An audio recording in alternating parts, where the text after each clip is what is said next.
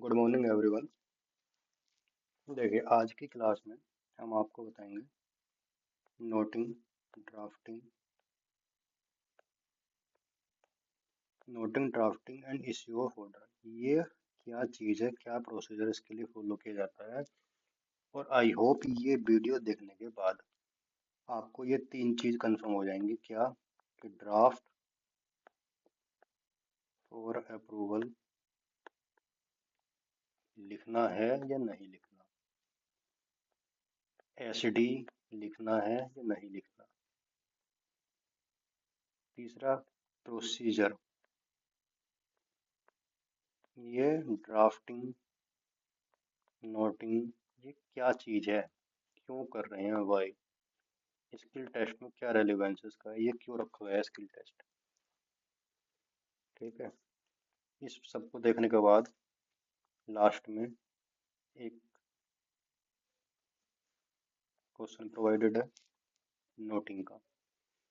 इस क्वेश्चन को करने के लिए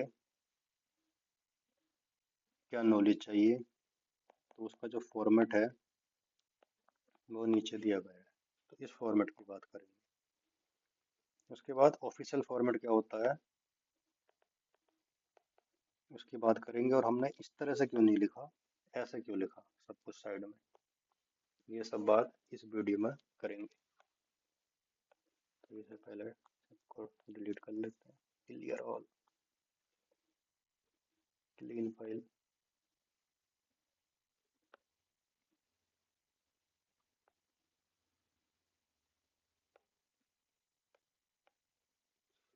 देखिए, तो ये तीन चीजें, तीन चार चीजें आज हम फाइनल करेंगे। जितने भी डाउट्स हैं इससे रिलेटेड वो आज क्लियर हो जाएंगे। तो ये क्या प्रोसीजर होता है। सबसे पहली बात, आप मान के चलो, एक एग्जांपल लो।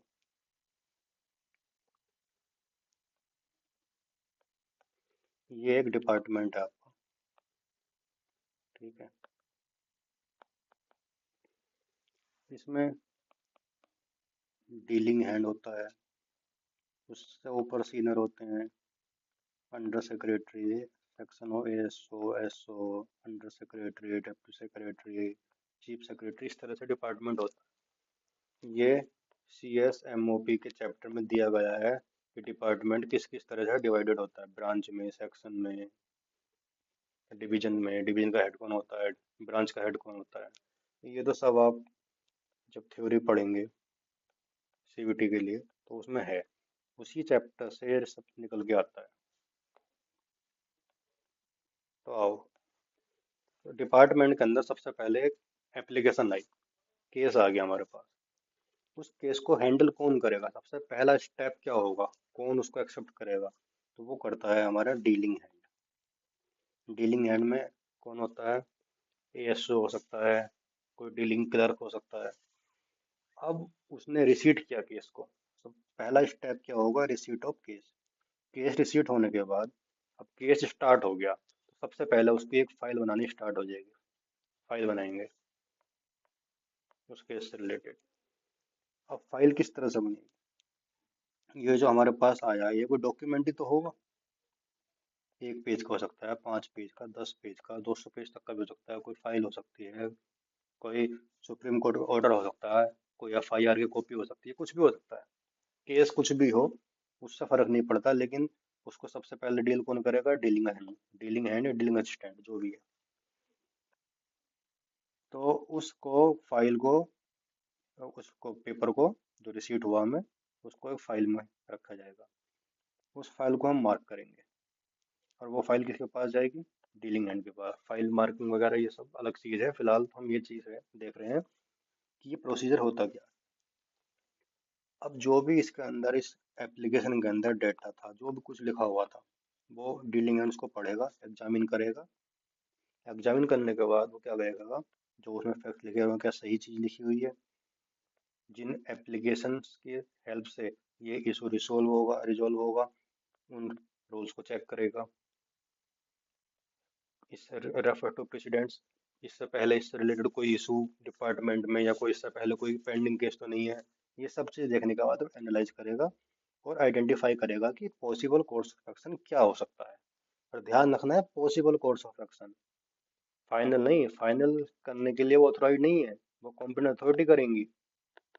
ये सिर्फ पॉसिबल कोर्स ऑफ एक्शन को अपने नोट में लिखता है कि ये हो सकता है। अब नोटिंग होती है placing the case for decision. Noting का मतलब ये होता है कि उसने एक नोट बनाया, जैसे आपके पास कोई पीडीएफ है, कोई एक चैप्टर आपको पढ़ना है। अब कोई रूल पढ़ लिया, वो है 250-300 पेजेस का है। अब एग्जाम के लिए 250-300 पेज तो पढ़ेंगे नहीं, या तो आपको कहीं से उसके नोट्स मिल जाए, या आपने खुद प्रिपेयर करें अपने नोट्स रिवीजन के लिए। तो उन 250 पेजेस को आपने 2 पेज के नोट्स में कन्वर्ट कर लिया, तो यही नोटिंग है। जो नोटिंग आप अपने तैयारी के लिए करते हैं वही नोटिंग ये है, बस थोड़ा ये ऑफिशियल नोटिंग हो गई। तो जो डीलिंग हैंड है वो क्या करेगा, अब ये रेड से लिखा गया है, इंपॉर्टेंट है, ध्यान दो। The dealing hand records A note on the note sheet. अब मैं नोट शीट बना देता हूँ एक, ये मान लीजिए नोट शीट है। उसके ऊपर क्या लिखेगा वो, brief fact of the case.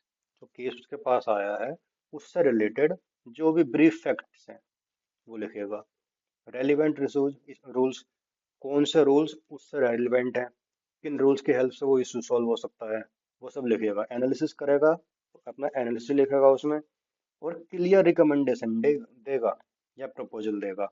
Recommendation या प्रपोजल ऑर्डर नहीं देगा। और क्लियर रिकमेंडेशन मतलब ये हुआ कि कोई एम्बिग्युइटी नहीं होनी चाहिए उसके रिकमेंडेशन में। अब इस सब को करने के बाद, ये सब उसने करा, इसके बाद लास्ट में वो एचडी लिखेगा। क्या हुआ एचडी का मतलब, the note is signed. HD की फुल फॉर्म है signed,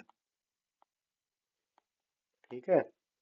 the note is signed to own responsibility, ये दिखाने के लिए, अपनी रेस्पॉन्सिबिलिटी दिखाने के लिए, ये सब जो डाटा मैंने कलेक्ट किया है, ये नोट्स बनाए हैं, ये सब कोई मेरे व्यूज नहीं है। ये ऑथेंटिक, पहले से एज पर रूल्स इकट्ठे किए गए हैं, सब ऑथेंटिक हैं। उस चीज को ऑथेंटिक दिखाने के लिए एचडी लिखा जाएगा।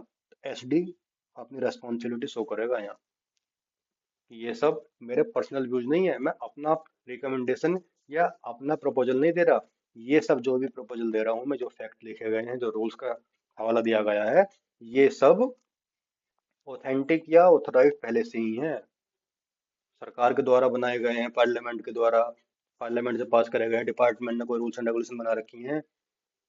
उन सब के अकॉर्डिंग मैंने रिकमेंडेशन दी है, ना कि मेरे अपने पर्सनल व्यूज हैं। तो इसलिए वो एच डी लिखेगा। और अगर उसने एच डी नहीं लिखा तो इसका सेंस ये जाएगा कि वो अपने व्यूज दे रहा है, अपने व्यूज नहीं दे सकता, चलेगा सब रूल्स के हिसाब से। तो इसलिए एच डी जरूर लिखा जाएगा, एच डी जरूर लिखा जाएगा। ये चीज ध्यान कर लो, नोट में एच डी आता है।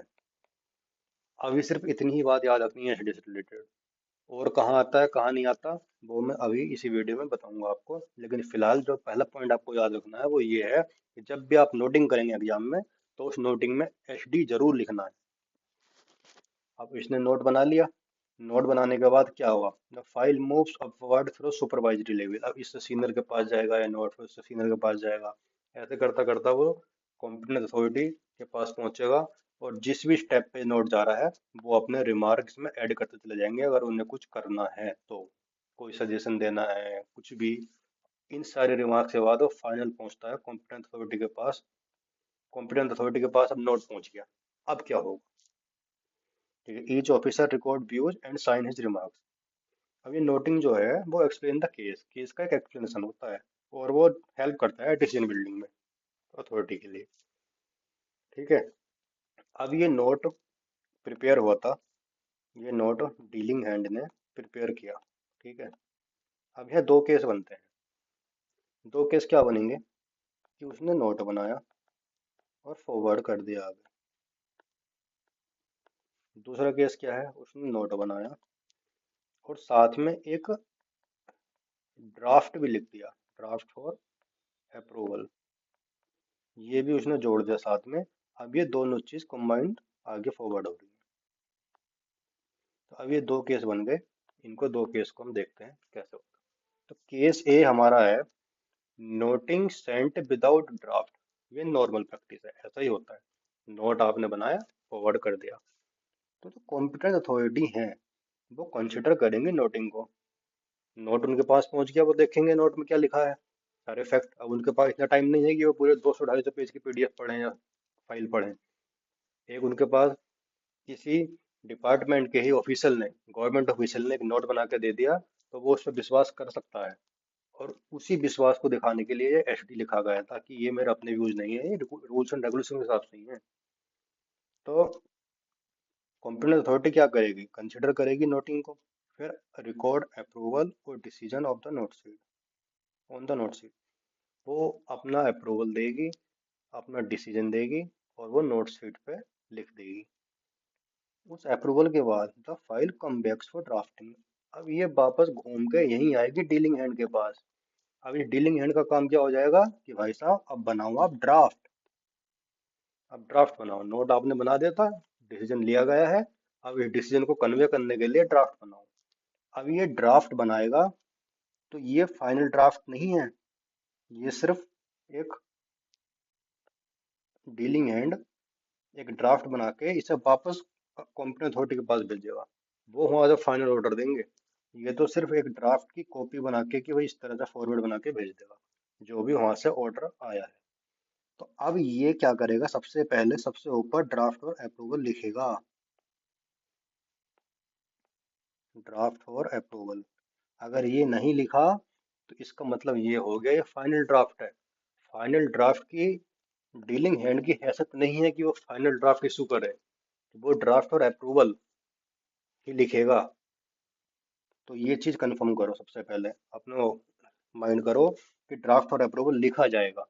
आपका एग्जाम में जो भी आप ड्राफ्ट बनाने जा रहे हो उसमें ड्राफ्ट और अप्रूवल लिखा जाएगा, चाहे कोई कितना मना कर रहा है नहीं लिखना, आपको ड्राफ्ट और अप्रूवल लिखना है। प्रोसीजर समझ लो, उसके बाद भी आपको अपने मन की करनी है, गलती करनी है तो उसके लिए आप फ्री हो, लेकिन प्रोसीजर ये है। अब आगे क्या होगा, इस ड्राफ्ट को वो तैयार करेगा, सब कुछ करेगा, और इस ड्राफ्ट को वो कॉम्पिटेंट अथॉरिटी के पास भेज देगा। कॉम्पिटेंट अथॉरिटी क्या करेंगी, फाइनल इस पे अपने साइन करके इस पब्लिश कर देंगे, मतलब फाइनल हो गया, अभी फाइनल डिसीजन आ जाएगा। अब जो ये फाइनल ड्राफ्ट बनेगा उस पे से हट जाएगा ड्राफ्ट फॉर अप्रूवल, वो क्योंकि अप्रूव्ड हो चुका है वो। और आप जो बना रहे हैं या जो स्किल टेस्ट कंडक्ट हो रहा है, ये इस स्टेज के लिए हो रहा है, ना कि इस स्टेज के लिए। तो ड्राफ्ट और अप्रूवल जरूर आएगा। दूसरा केस क्या है, नोटिंग सेंड विद ड्राफ्ट। ये कंबाइंड प्रैक्टिस कह सकते हैं सब तरह से, कि नोट भी गया साथ में और ड्राफ्ट भी गया। ये कब होता है, किसी ने छुट्टी के लिए अप्लाई किया, लीव के लिए, किसी ने एलटीसी के लिए अप्लाई किया, एलटीसी एडवांस के लिए अप्लाई किया, जीपीएफ के लिए किया। ये स्टैंडर्ड फॉर्मेट है, स्टैंडर्ड मैटर से आते हैं, या कोई अर्जेंट मैटर आ गया, टाइम सेव करना है डीलिंग हैंड को, या कोई रूटीन इंक्वायरी, रूटीन मैटर है, मान लो कोई आरटीआई का है, या आरटीआई में कोई रूटीन मैटर है कि उसकी जानकारी देनी है हमें वापस। कोई ऐसा केस आ गया कि एग्जम्प्ट है, ये जानकारी नहीं है, जो रूल 8 के अंदर आता है आरटीआई के, उसके अंदर आ गया, उसमें डिसीजन नहीं ले पा रहा, तो उसके लिए वो ड्राफ्ट नहीं भेजता, क्योंकि मतलब उसके पास कोई एम्बिग्विटी है, कंफ्यूजन है कि ये जानकारी मैं देने के लिए ऑथराइज हूँ या नहीं हूँ। तो उस केस में वो नहीं बनाएगा ड्राफ्ट, पहले वो डिसीजन का इंतजार करेगा कि क्या डिसीजन दिया है। और अगर कोई जनरल मैटर है, स्टैंडर्ड मैटर है, रूटीन मैटर है, तो वो टाइम बचाने के लिए क्या करेगा, नोट के साथ साथ एक ड्राफ्ट भी भेज देगा। ये रहा आपका नोट, इसके नीचे एक पेज लगाएगा ड्राफ्ट का, ये ड्राफ्ट भेज देगा, ये नोट भेज देगा कि भाई साहब नोट पढ़ो, नोट पढ़ के सेटिस्फाइड हो, तो ड्राफ्ट में आपको तैयार करके भेज रहा हूँ, बस सीधे साइन करना है आपको, काम खत्म। तो ये चीज है सेकंड केस। अब ये देखो, इन रूटीन अर्जेंट और standard matter the dealing hand prepares A propose draft. यहाँ भी ध्यान ये दो, प्रपोज ड्राफ्ट है तो ड्राफ्ट और अप्रूवल आएगा। ये नहीं कि रूटीन मैटर है छुट्टी तो फाइनल हो ही जाएंगी, नहीं, ड्राफ्ट और अप्रूवल ही आएगा। यहाँ भी प्रपोज ड्राफ्ट है इन दोनों को सबमिट करेगा, और जो ये नोट होगा इस नोट में नीचे लिख देगा वो कि draft placed below for approval if approved, या कोई और लैंग्वेज, ड्राफ्ट और अप्रूवल इज प्लेस्ड बिलो, कुछ भी लिखे, मतलब एक लैंग्वेज लिखेगा कि भाई हमने इसके नीचे ड्राफ्ट लगा दिया है, अगर आप इन नोट से सेटिस्फाइड हो तो ड्राफ्ट पे जाओ और अपना फाइनल डिसीजन दे दो, और ये हम पब्लिश कर देंगे। तो इस स्टेज पे जो ड्राफ्ट है ये बिफोर अप्रूवल स्टेज है। तो इसमें क्या होगा, is only A propose draft, ये प्रपोज ड्राफ्ट है, प्रपोज ड्राफ्ट है तो ड्राफ्ट और अप्रूवल आएगा ही आएगा। डज नॉट कंटेन एसडी, जो ये आपने नोट भेजा है इसमें एसडी होगा क्योंकि ये नोट है, लेकिन जो ड्राफ्ट है ड्राफ्ट में एसडी नहीं आएगा। आपने कहीं देखा होगा, कोई सिखा रहा होगा आपको कि ड्राफ्ट बनाना है उसमें एसडी लिखवा रहे हैं, गलत है बिल्कुल। ड्राफ्ट में एसडी नहीं आएगा क्योंकि ये प्री अप्रूवल स्टेज है। प्री अप्रूवल स्टेज में एसडी नहीं आता, एसडी का मतलब हो गया साइंड। और ड्राफ्ट पर साइन करने की हैसियत किसकी है, कॉम्पिटेंट अथॉरिटी की है। और कॉम्पिटेंट अथॉरिटी अगर साइन करेगी तो वो ड्राफ्ट फॉर अप्रूवल हटा देगी, ये हट जाएगा। तो ये दोनों चीज एक साथ नहीं आ सकती। जब हम ड्राफ्ट और अप्रूवल लिख रहे हैं तो एसडी लिखने की हमारी हैसियत नहीं है, क्योंकि एसडी ड्राफ्ट के नीचे जो भी लिखा जाता है वो तो एक ऑर्डर लिखा जाता है, और उस ऑर्डर पर साइन कौन करता है, कॉम्पिटेंट अथॉरिटीज। तो कॉम्पिटेंट अथॉरिटी की हैसियत है एसडी लिखने की, और अगर एसडी लिखा जा रहा है तो फिर इसकी मतलब नहीं है। तो समझो बात को कि पहले जो प्री अप्रूवल स्टेज है, अभी उस स्टेज पर ड्राफ्ट और अप्रूवल लिखा जाता है, एसडी नहीं लिखा जाता। ये ड्राफ्ट की बात चल रही है, नोटिंग में पहले से एसडी लिख के भेजेगा डीलिंग हैंड, क्योंकि वो जो उसमें नोट्स बना रहा है उसको वेरीफाई कर रहा है, उसको ऑथेंटिक कर रहा है कि ये जानकारी या ये व्यूज मेरे अपने नहीं है। ठीक है। This helps the authority approve both the decision and wording together, saving times. Time save होता है क्योंकि दोनों एक साथ आ गए, दोबारा से पूरा प्रोसीजर डिपार्टमेंट में फॉलो होगा, उस चीज से बच जाता है। तो डिसीजन बाय कॉम्पिटेंट अथॉरिटी, अब कॉम्पिटेंट अथॉरिटी के पास क्या पहुंचा, ड्राफ्ट पहुंच गया, नोट पहुंच गया, और ड्राफ्ट भी मान लीजिए। अगर ये वाला केस है तो ड्राफ्ट पहुंच गया, पहला वाला केस है तो सिर्फ नोट पहुंचा। यहाँ से बोथ दोनों पहुंच गए। तो डिसीजन बाय कॉम्पिटेंट अथॉरिटी, तो कॉम्पिटेंट अथॉरिटी क्या करेंगी, या तो अप्रूव कर देंगी या मॉडिफाई करेंगे, रिजेक्ट कर देंगे प्रपोजल को। मैं approve the draft as submitted, जैसा गया था उसको अप्रूव कर सकती हैं, या उसमें चेंजेस कर सकती हैं। और जो भी उनका ऑर्डर होगा उसको अपने वो नोट शीट पर लिख के भेज देंगे। किसके पास भेज देंगे, वापस डीलिंग हैंड के पास। डीलिंग हैंड के पास अब वो नोट वापस आ गया है जिस पे क्या लिखा होगा, या फाइनल ऑर्डर। अब डीलिंग हैंड क्या करेगा, उसके अकॉर्डिंग अपना ड्राफ्ट बनाएगा। Drafting if not already approved, drafting already approved नहीं थी तो जो ड्राफ्ट भेजा था, if draft was not send earlier, draft नहीं भेजा था हमने पहले, और changes are required, changes required है नोटिंग के हिसाब से, तो जो डीलिंग हैंड है वो prepare the draft strictly as per the approval. जो ये नोट में उसने फाइनल ऑर्डर लिख के दिया है, इसके स्ट्रिक्टली, इसके अप्रूवल के, इसके अकॉर्डिंग ही वो नया ड्राफ्ट बनाएगा डीलिंग हैंड, क्योंकि पहले तो भेजा नहीं था। और भेज देता तो भी उसे फ्रेश बनाना था। सब डिपेंड करेगा ऑर्डर के ऊपर। तो इसलिए जब भी कोई ऐसा केस होता है, मतलब स्टैंडर्ड अर्जेंट या रूटीन केस नहीं होता, तो उसके साथ में नॉर्मली ड्राफ्ट नहीं भेजा जाता, ड्राफ्ट तो भेजा जाता है सिर्फ इन्हीं केसेस में भेजा जाता है। ठीक है। Final draft and signature, after final approval the draft became final order. Approve हो गया, जो ड्राफ्ट भेजा था वो फाइनली अप्रूव्ड हो गया, वो बन गया ऑर्डर या फाइनल कम्युनिकेशन। उस पर एच डी इज रिटन अब the name of the designation and draft for approval is removed.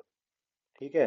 अब ये जो हमने नोट भेजा था, फिर उसके साथ ड्राफ्ट भेजा था या बाद में भेजा ड्राफ्ट, तो इस पे तो लिखा जाएगा ड्राफ्ट फॉर अप्रूवल। अब ये चला गया, अब यहाँ फाइनल ऑर्डर इशू हो रहा है, ध्यान दो। तो जो ड्राफ्ट ऑफ अप्रूवल है वो हट गया, एसडी आ गया। The competent authority sign the document, इसका मतलब ये हो गया कि कॉम्पिटेंट अथॉरिटी ने साइन कर दिया।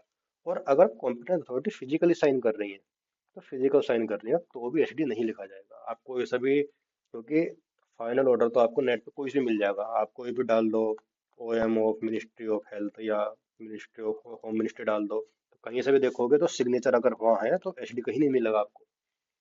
क्योंकि जब फिजिकल सिग्नेचर कर दिया तो इस एसडी की लिखने की कोई जरूरत नहीं, हमने बता दिया कि भाई ये हमारे व्यूज है, हम साइन कर रहे हैं। लेकिन अगर ये अथॉरिटी जो फाइनल अथॉरिटी है ये किसी का रेफरेंस बीच में ऐड कर रहे होते हैं कि भाई सुप्रीम कोर्ट का या हमारे सीनियर का ये डिसीजन है, तो उसके लिए एसडी लिखते हैं कि भाई ये उनके व्यूज हैं। अपने जो इन्होंने ऑर्डर दिया उसके लिए तो साइन कर दिया इन्होंने। अब इस सबको कंबाइन करके मैं आपको एक बिल्कुल क्रिस्प बताता हूँ। ठीक है, ये तो फाइनल ऑर्डर इशू हो गया, तो खत्म बात। अब आप एक बार इस सबको आसान भाषा में, काफी लंबी होगी वीडियो, समझ लो। ये देखो, ये हमारा डिपार्टमेंट है। इस डिपार्टमेंट में एक केस आया या एप्लीकेशन आई, तो डीलिंग हैंड ने एक्सेप्ट करी। डीलिंग हैंड फाइल तैयार करेगा, उस फाइल में नोट होगा, नोट बनाएगा वो, ड्राफ्ट बनाएगा। नोट बनाने का, ड्राफ्ट बनाने का काम किसका होता है? डीलिंग हैंड का होता है। अप्रूव कौन करता है? Competent authority. अप्रूव करते हैं कॉम्पिटेंट अथॉरिटी, बनाता कौन है? Dealing hand. अब देखो, जो भी जानकारी, जो भी केस आया उससे रिलेटेड फैक्ट, रूल्स, जानकारी जितनी भी हो सकती है, ये काम कौन करेगा? Dealing hand. इन सब के बेसिस पे वो एक नोट बनाएगा। बन गया नोट। इस नोट में बहुत सारा डाटा लिखेगा, फैक्ट लिखेगा, रूल्स लिखेगा, अपनी रिकमेंडेशन देगा कि ऐसा होना चाहिए, मैंने चेक कर लिया सब कुछ ठीक है, रूल्स के हिसाब से है, तो अपनी रिकमेंडेशन लिखेगा। उसके बाद अब ये जो जितने भी उसने ये सब चीज लिखी, ये उसके अपने व्यूज नहीं है, ये सरकार के ऑफिसर्स के और डिपार्टमेंट के रूल्स हैं। उनके हिसाब से ये सब डिसीजन उसने रिकमेंड किया, ये फैक्ट लिखे।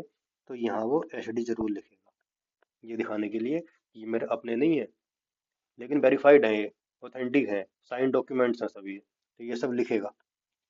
एचडी लिख दिया। एचडी लिखने के बाद अब ये नोट, अब यहाँ दो केस बनते हैं, या तो वो ड्राफ्ट साथ में लगाए या ना लगाए। लगाए या ना लगाए, बनाना उसे ही है। अगर वो अभी लगा देगा साथ में, तो उसे शायद बनाना ना पड़े। क्यों? क्योंकि जब वो साथ में लगाएगा तो ये तभी लगाया जाता है कि जब कोई रूटीन मैटर हो। ये था, कोई रूटीन हो, कोई स्टैंडर्ड मैटर हो या अर्जेंट मैटर हो, अर्जेंट मैटर हो। इस वजह से वो टाइम सेव करने के लिए, या उसे पता है कि रूटीन मैटर है, तो वो ड्राफ्ट लगा देगा। लेकिन इस ड्राफ्ट में भी वो ड्राफ्ट और अप्रूवल लिखेगा। ऐसा नहीं कह सकता कि ये तो पहले से ही रूटीन में है, ऐसा ही होता आया है, तो मैंने इस वजह से ड्राफ्ट और अप्रूवल नहीं लिखा, साइन भी कर दिया अपने सीनियर पे, अपनी तरफ से। ऐसा नहीं होगा, करेगा प्रोसीजर फॉलो। प्रोसीजर फॉलो होगा, ड्राफ्ट और अप्रूवल लिख के अपने सीनियर को भेजेगा कॉम्पिटेंट अथॉरिटी के पास, वो साइन करेंगे। और जब ड्राफ्ट, ये फाइनल क्या हुआ, ये जो नोट है प्लस ड्राफ्ट जो उसने अप्रूवल के लिए भेजा था, ये पहुंच गया कॉम्पिटेंट अथॉरिटी के पास। तो कॉम्पिटेंट अथॉरिटी क्या करेगी? नोट को पढ़ेगी। नोट पढ़ने के बाद वो सेटिस्फाइड है, एक केस ये बन के सेटिस्फाइड होगी। दूसरा केस क्या होगा कि कुछ चेंजेस करने पड़ गए। तीसरा केस क्या होगा कि रिजेक्ट कर दिया कि नहीं। तो कुछ भी हो, वो अपना ऑर्डर इस पर लिख देगा। अब ये वापस आ जाएगा डीलिंग हैंड के पास, तो डीलिंग हैंड उसके हिसाब से ड्राफ्ट तैयार करेगा। अगर अप्रूव्ड हो गया, मान लीजिए किसी की छुट्टी की बात थी, तो वो अपना ऑर्डर पब्लिश कर देगा, अपना ड्राफ्ट की फॉर्म में एक ऑर्डर बना देगा, और बनाने के बाद फिर वापस इसके पास जाएगा सिग्नेचर के लिए, फिर फाइनली रिलीज हो जाएगा। और अगर उसने नहीं भेजा साथ में ड्राफ्ट, तो क्या करेगा? नोट, सिर्फ नोट पहुंचेगा सीए के पास, कॉम्पिटेंट अथॉरिटी के पास, वो पढ़ेंगे, अपना ऑर्डर लिखेंगे, फिर वापस ही डीएच के पास आ जाएगा, डीलिंग हैंड के पास, तो अब वो अपना ड्राफ्ट बना देंगे। अब ड्राफ्ट बनाएंगे तो ड्राफ्ट और अप्रूवल लिख के फिर इसके पास भेज देंगे। कहने का मतलब ये हुआ कि ड्राफ्ट जो साथ में भेजा जा रहा है वो इसलिए भेजा जा रहा है कि टाइम बच जाए, रूटीन मैटर है, बार बार ना करना पड़े। ठीक है, तो अब इससे ये क्या निकल के आया कि ये प्री स्टेज है, प्री अप्रूवल स्टेज है। तो प्री अप्रूवल स्टेज में ड्राफ्ट और अप्रूवल लिखा जाएगा, ड्राफ्ट और अप्रूवल लिखा जाएगा। नोटिंग में एचडी लिखा जाएगा, कंपलसरी है। और जो फाइनल ऑर्डर है, फाइनल ऑर्डर में ड्राफ्ट और अप्रूवल नहीं लिखा जाता, वहाँ एचडी लिखा जाता है। वो भी तब लिखा जाता है जब फिजिकल सिग्नेचर ना हो। अगर फिजिकल सिग्नेचर हो रहे हैं तो एचडी की जरूरत नहीं है। किसी के हमने बीच में व्यूज ऐड करे, किसी का ऑर्डर अटैच किया, किसी की रिकमेंडेशन अटैच करी, तो वहाँ एचडी आ जाएगा, जो कि फिजिकल साइन करने के लिए वहाँ अवेलेबल नहीं है। मान लीजिए डिपार्टमेंट की पॉलिसी है, तो इस डिपार्टमेंट की ये फाइनल हमने ऑर्डर बनाया, तो ये डिपार्टमेंट की पॉलिसी है, ये हमने उससे रिलेटेड कुछ स्टेटमेंट लिखा, तो उस डिपार्टमेंट की पॉलिसी पे एचडी लिखा जाएगा, क्योंकि डिपार्टमेंट तो आपके साइन करेगा नहीं, पॉलिसी साइन करेगी नहीं। तो उसका हवाला यहाँ दिया, एचडी लिखा, और इस सब को किसने इशू किया फाइनल ऑर्डर में? कंपनी अथॉरिटी ने।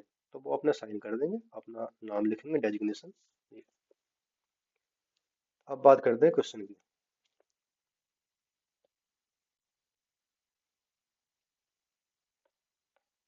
Standard format of official noting. तो ये इस क्वेश्चन की हेल्प से हम फॉर्मेट समझाएंगे क्या है।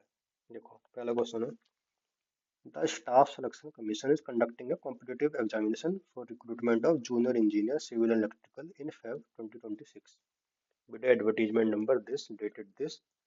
The last date for receipt of application in the regional office of the commission is this. तो ये बताया गया है कि एसएससी एक एग्जाम करा रहा है, कॉम्पिटिटिव एग्जाम, जेई का, सिविल इलेक्ट्रिकल का, और उसकी लास्ट डेट ये है, ये एडवर्टीजमेंट नंबर है, ये सब डिटेल दी गई है। Shri X Y Z L D C in cash section of the department of expenditure. Department of expenditure के कैश सेक्शन में एक्स वाई जेड एक एलडीसी है। उन्होंने एक एप्लीकेशन सबमिट करी है इस डेट को, 31 दिसंबर को। वो कह रहे हैं कि उन्हें अपियर होना है एग्जाम में। उस एग्जाम में अपियर होने के लिए उन्होंने एप्लीकेशन सबमिट करी है। यू आर डीलिंग ऑफिसर, आप डीलिंग ऑफिसर है in administration section of the department.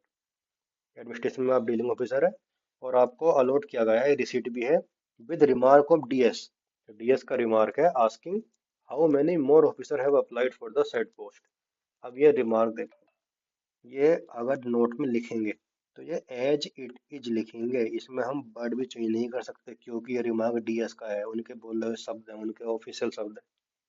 उन्होंने एक रिमार्क दिया है कि how many more officers have applied for the set post, ये कितने और हैं डिपार्टमेंट में जिन्होंने इस पोस्ट के लिए अप्लाई किया है।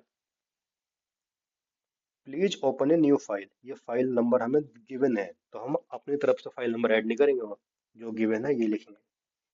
To deal with the application and put up a note seeking approval for giving a no objection certificate. तो एक्स वाई जेड क्या कह रहा है कि मेरा एग्जाम है, मुझे एसएससी का एग्जाम देना है, मुझे एनओसी चाहिए, और इस डेट से पहले पहले चाहिए। ये लास्ट डेट है, लास्ट डेट जो है एप्लीकेशन की वो ये है। तो एनओसी चाहिए कि मैं अपना एप्लीकेशन रीजनल ऑफिस में फॉरवर्ड कर सकूँ कमीशन के, एसएससी के। तो assuming you are section officer concerned, examine the case and put up a self-contained note with appropriate recommendation। आपको नोट बनाना है, आपने रिकमेंडेशन देनी है। अब आओ, तो ये हमारा नोट बनाया हुआ है। अब इस नोट को ऐसे क्यों बनाया, ऐसे क्यों नहीं बनाया? ऑफिशियल फॉर्मेट ये है, लेकिन क्या मजबूरी है हमारी कि ऐसा बनाना पड़ा? मजबूरी सबसे पहले ये है कि वहाँ फॉर्मेटिंग काम नहीं करेगी, सिर्फ स्पेस और टैब, इन दो कीज की हेल्प से बनना है।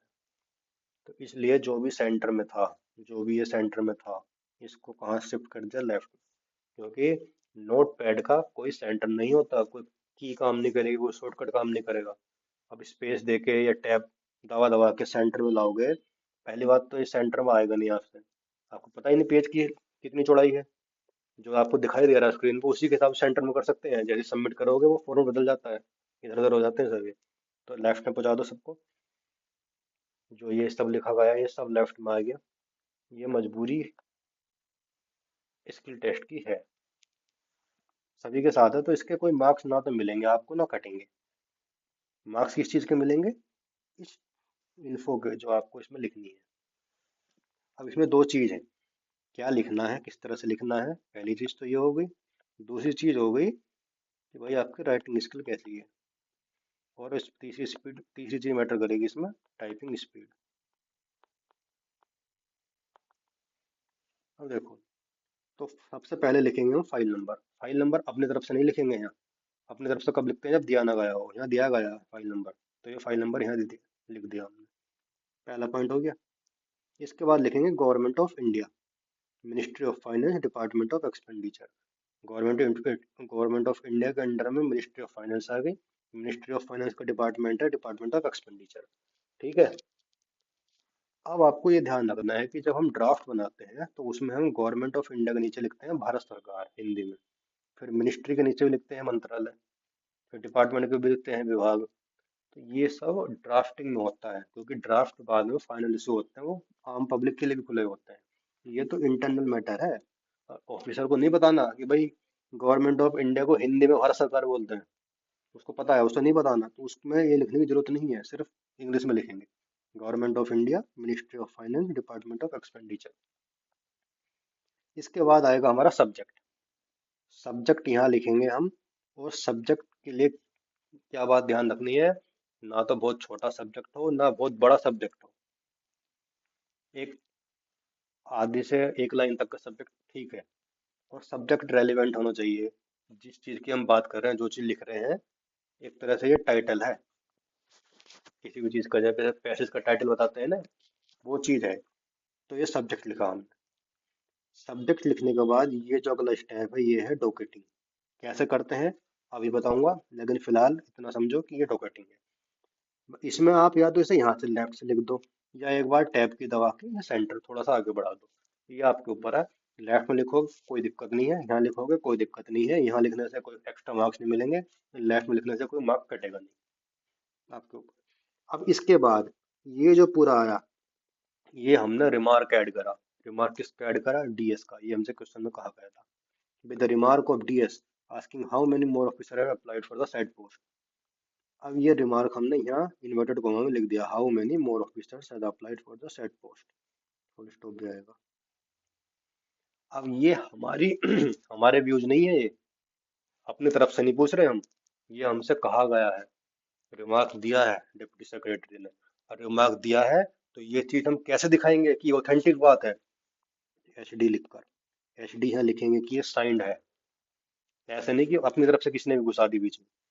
किसके किसका है साइंड ये, एबीसी डीएस एडमिन, और इस तारीख को ये रिमार्क दिया गया था।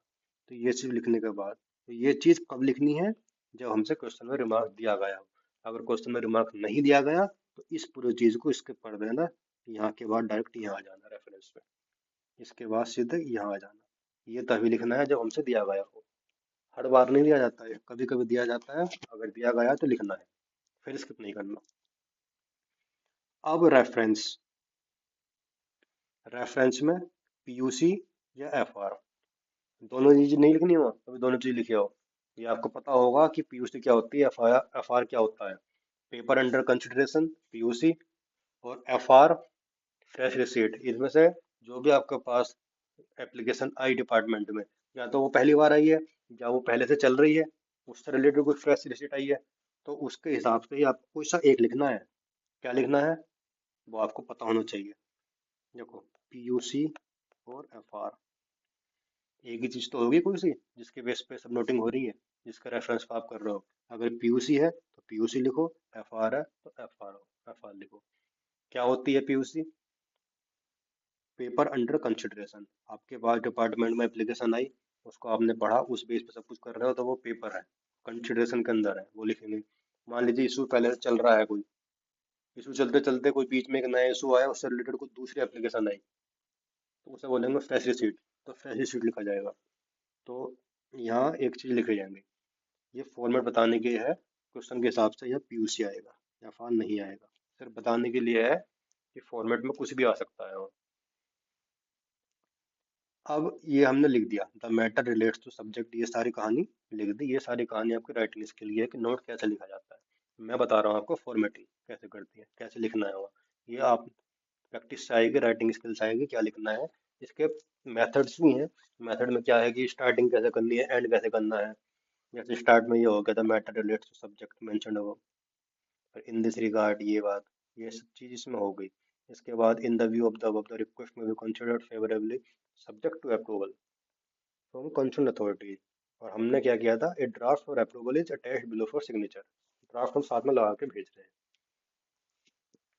अब इसके बाद एच डी लिखेंगे, क्योंकि ये जितनी जानकारी डीलिंग हैंड ने करी है, ये सब ऑथेंटिक जानकारी है, अपने व्यूज नहीं है उसके। ये सब साइंड चीजें हैं कि ये जो एलडीसी है कैश सेक्शन में हाँ है, कंफर्म है ये। एग्जाम हो रहा है, इस डेट को हो रहा है, इस एडवर्टीजमेंट से हो रहा है, ये सब कंफर्म है। एसएससी ने निकाल रखा नोटिफिकेशन। तो ये सारी जानकारी उसने नोट के फॉर्म में लिखी है, तो इसलिए वो एचडी लिखेगा।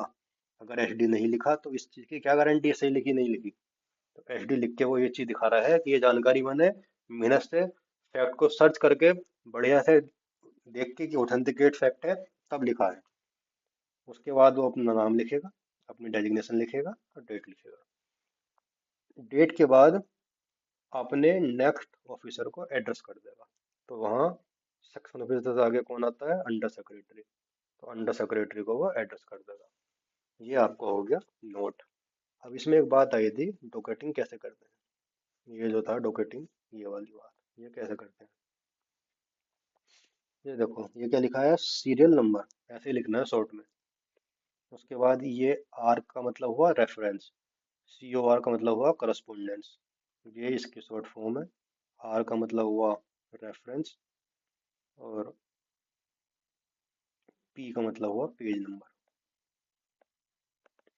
तो इसका क्या मतलब हुआ, तो ये indicate the serial number and page number of the receipt. जो हमारे पास रेफरेंस आया था, जिसके बेस पे हमने सारा नोट बनाया है, मान लीजिए रेफरेंस हमारा पीयूसी था यहाँ, तो इसके बेस पे जो हमने बताया, तो उसके कौन से उस पे मतलब किस रेफरेंस की बात कर रहे हो, कौन सी रिसीट, उसका नंबर होता है रिसीट का, रिसीट नंबर होगा इसका।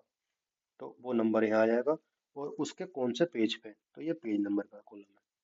अगर ये दिया गया है क्वेश्चन में तो ठीक है, नहीं तो इसे खाली छोड़ दो, या अपना कुछ भी भरने से अच्छा ये है खाली छोड़ दो। और दिया गया है तो वो लिखना मजबूरी है, अगर दिया गया है तो कि डॉकेटिंग इस तरह से करनी है। और नहीं दिया गया तो इस तरह से इस फॉर्मेट में छोड़ सकते हैं। और ये कहाँ सब, ये सारी चीज कहाँ से उठाई गई है, ये फाइल के करस्पोंडेंस पोर्शन के हैं। तो इसलिए सीओ आर लिखा गया है। इन्वर्टेड कोमा नहीं लगानी है, ये तो सिर्फ बताने के लिए यहाँ लिखे थे कि इसके बारे में बात हो रही है, लिखना इस तरह से है, ऐसे लिखना है। ये सारा फॉर्मेट ऐसा लिखना है हमें, लेकिन ऑफिशियल फॉर्मेट इस तरह का होता है, एच डी राइट में लिखा जाता है, अंडर सेक्रेटरी इधर लिखा जाता है, एच डी इधर आएगा, रेफरेंस यहाँ आ गया, ये सेंटर में आता है। ठीक है। आई होप कि आपके सारे डाउट क्लियर हो गए होंगे, नोटिंग का फॉर्मेट समझ में आ गया होगा। Okay, thank you.